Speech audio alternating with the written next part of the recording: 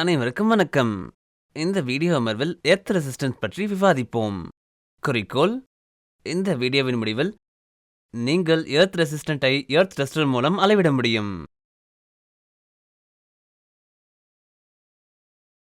Earth resistance என்றால் என்ன? Earth resistance என்பது எல்லையற்ற பூமிக்கும் பூமி மின்முனைக்கும் இடையே அளவிடப்படும் எதிர்ப்பு மதிப்பு.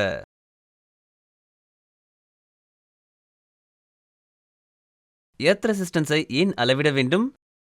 ஒரு மின்னமைப்பில் ஒரு தவறு அல்லது மின்கசிவு மின்னோட்டம் ஏற்படும் போதெல்லாம் அது மனிதர்கள் மற்றும் பிற உபகரணங்களில் பாதுகாப்பிற்காக தரையிறக்கப்படுகிறது.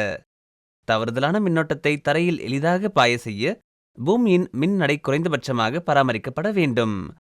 மேலும் எர்த் ரெசிஸ்டன்ஸ் குறைவாக உள்ளதா என்பதை அடிக்கடி சரிபார்க்க வேண்டும். எர்த் ரெசிஸ்டன்ஸ் ஆனது குறிப்பிட்ட வரம்பை விட அதிகமாக இருந்தால் கசிவு மின்னோட்டம் அல்லது தவறான மின்னோட்டம் பூமிக்கு பாய்வது கடினமாக இருக்கும்.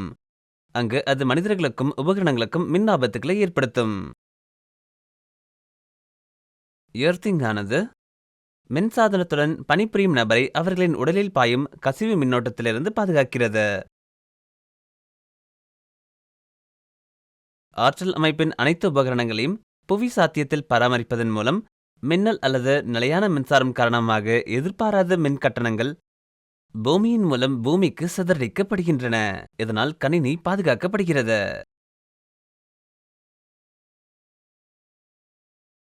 எனவே எந்தவொரு மின்சாதனத்தையும் பூமிக்கு மாற்றும் முன் எர்த் ரெசிஸ்டன்ஸை அறிந்து கொள்வது அவசியம். எர்த் ரெசிஸ்டன்ஸை தீர்மானிப்பது எர்த் டெஸ்டர் உதவியுடன் செய்யப்படலாம். எர்த் ரெசிஸ்டன்ஸ் குறிப்பிட்ட வரம்பிற்குள் இல்லை என்றால் எதிர்ப்பை குறைக்க தேவையான நடவடிக்கைகளை எடுக்க வேண்டும். எர்த் ரெசிஸ்டன்ஸின் மதிப்பு என்னவாக இருக்க வேண்டும்? சிறந்த எர்த் ரெசிஸ்டன்ஸ் 0 கருதப்படுகிறது.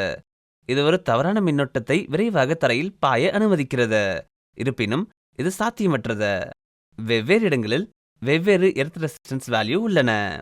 இந்திய தரநிலைகளின்படி பலவிதமான கட்டுமானங்களுக்கு பூமியின் மதிப்பு சகித்துக் கொள்ளக்கூடிய எதிர்ப்பு மதிப்பை வழங்குகிறது மற்றும் பெரும்பாலும் மண் எதிர்ப்பை சார்ந்தது.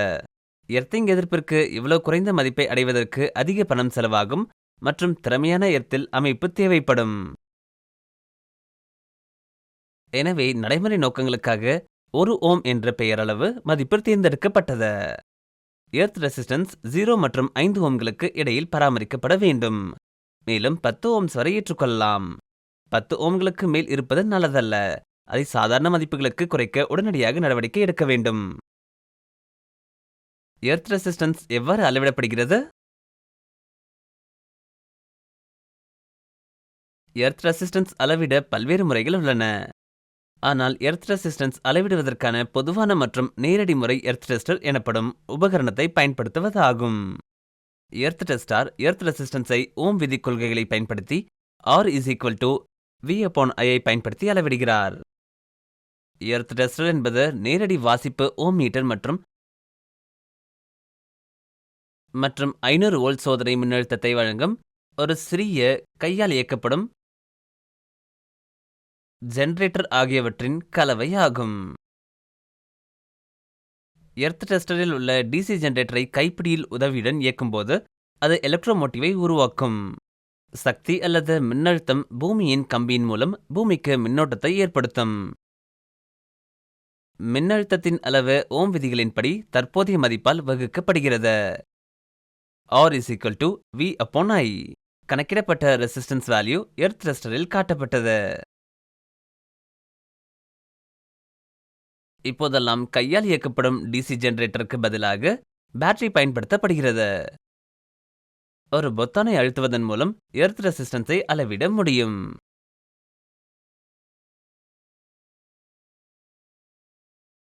எர்த் ரெசிஸ்டன்ஸை அளவிடுவதற்கு 3 வகையான முறைகள் உள்ளன. 1 4 புள்ளி முறை, 2 3 புள்ளி முறை, 3 2 புள்ளி முறை. 4 புள்ளி முறையை பற்றி விவாதிப்போம். இந்த முறைக்கு 4 டெர்மினல்கள் கொண்ட எர்த் டெஸ்டரை பயன்படுத்த வேண்டும். P1, P2, C1 மற்றும் C2. P1, P2 என்பது அழுத்தம் அல்லது மின்னழுத்த சுருளை குறிக்கிறது. மேலும் C1, C2 என்பது மின்னழுத்தம் மற்றும் மின்னோட்டத்தை அளவிடுவதற்கான தற்போதைய சுருளை குறிக்கிறது. எர்த் டெஸ்டருடன் 3 இரும்பு கம்பியும் தேவை. தடியின் நீளம் 12 மில்லிமீட்டர் விட்டம் கொண்ட 2 அடி, PVC இன்சுலேட்டட் செப்பு கம்பிகள், சுத்தியல் மற்றும் அளவிடும் டேப் 10 மீட்டர். மின்தடையை அளவிட வேண்டிய மின் அமைப்பிலிருந்து எர்த்திங் மின்முறையை தனிமைப்படுத்தவும். ஒவ்வொரு மின்முனையையும் 6 முதல் 12 அங்குலங்கள் வரை மண்ணில் ஒரே ஆழத்திலும் ஒருவருக்கொருவர் சமமான தூரத்திலும் செலுத்துங்கள். பூமி மின்முனைகளுக்கு இடையிலான தூரம் தரையில் உள்ள மின்முனைகளின் ஆழத்தை விட குறைந்தது 20 மடங்கு அதிகமாக இருக்க வேண்டும். எடுத்துக்காட்டாக, ஒவ்வொரு பூமி மின்முனையில் ஆழமும் 1 அடியாக இருந்தால் மின்முனைகளுக்கு இடையிலான தூரம் 20 அடிக்கு அதிகமாக இருக்கும். எர்த் ரெசிஸ்டன்ஸ் டெஸ்டரின் தற்போதைய டெர்மினல்களை C1 மற்றும் C2 என்றும், சாத்தியமான மையங்களை P1 மற்றும் P2 என்று குறிக்கவும். 4 கம்பிகளும் 5 மீட்டர் நீளம் கொண்டதாக இருக்க வேண்டும். கம்பிகளின் முனைகளில் உள்ள இன்சுலேஷனை 1 அங்குலத்திற்கு நீக்கிவிட்டு எர்த் டெஸ்டரில் உள்ள 4 டெர்மினல்களை C1, C2, B1, B2 மற்றும் C1, P1, P2, C2 வரிசையில் உள்ள 4 எர்த் ராடுகளுக்கு இடையே உள்ள 4 கம்பிகளையும் இணைக்கவும். வழக்கமாக டெர்மினல் C1 என்பது பூமிக்குரிய மின்முனையுடன் இணைக்கப்பட்டுள்ளது. அதன் எதிர்ப்பை அளவிட வேண்டும். ரெசிஸ்டன்ஸை சோதிக்க எர்த் டெஸ்டர் சோதனையாளரின் தொடக்கத்தை அழுத்தவும். எதிர்ப்பின் குறைந்தது 6 மதிப்புகளை பதிவு செய்து சராசரியை அளவிடப்பட்ட எதிர்ப்பின் சரியான மதிப்பாக எடுத்துக்கொள்ளுங்கள். எர்த் ரெசிஸ்டன்ஸின் 3 புள்ளி முறையை பற்றி விவாதிப்போம்.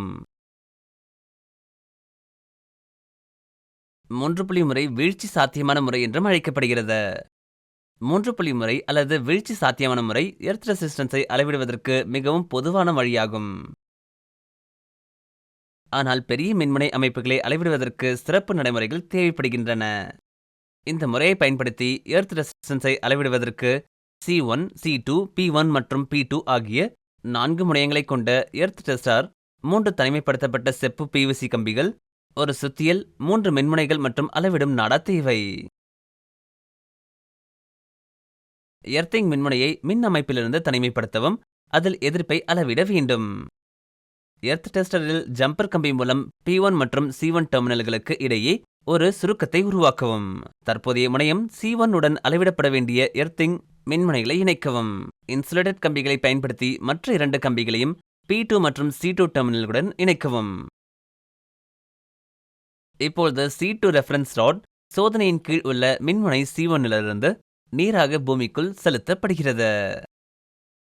பொட்டன்ஷியல் ரெஃபரன்ஸ் P2 பின்னர் ஒரு குறிப்பிட்ட எண்ணிக்கையிலான புள்ளிகள் பூமிக்குள் செலுத்தப்படுகிறது, தோராயமாக C1 மற்றும் C2 இடையே ஒரு நேர்கோட்டில். புள்ளிகள் C1 மற்றும் C2 இடையே உள்ள தூரத்தை தீர்மானிக்க அளவிடும் நாடாவை பயன்படுத்தவும். பூமியின் தற்போதைய மின்முனையிலிருந்து C1 61.8% தொலைவில் சாத்தியமான மின்முனையை P2 வைக்கவும். C1 மற்றும் C2 டெர்மினல்களுக்கு இடையே உள்ள தூரம் 10 அடியாக இருந்தால் C1 மற்றும் P2 டெர்மினல்களுக்கு இடையே உள்ள தூரத்தை 6 அடி மற்றும் 1 இன்ச் என நிர்ணயிக்கவும். ஸ்டார்ட்டை அழுத்தி ரெசிஸ்டன்ஸ் வேல்யூவை படிக்கவும். சோதனையின் கீழ் உள்ள தரை மின்முனையின் உண்மையான மதிப்பு இதுவாகும்.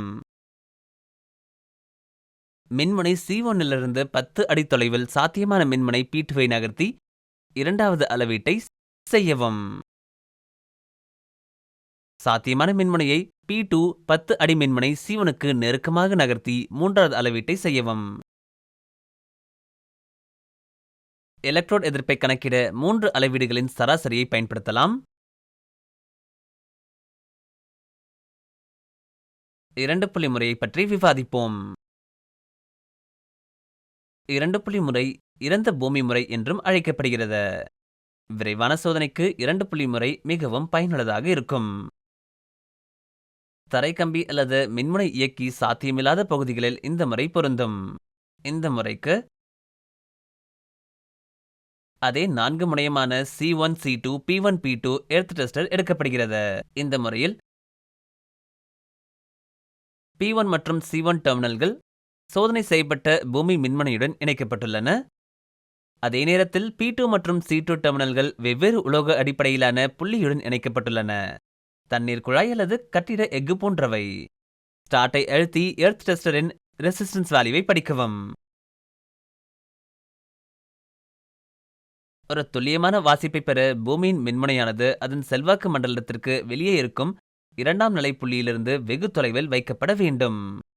3 புள்ளி முறையானது டெட் எர்த் முறையை விட மிகவும் துல்லியமானது.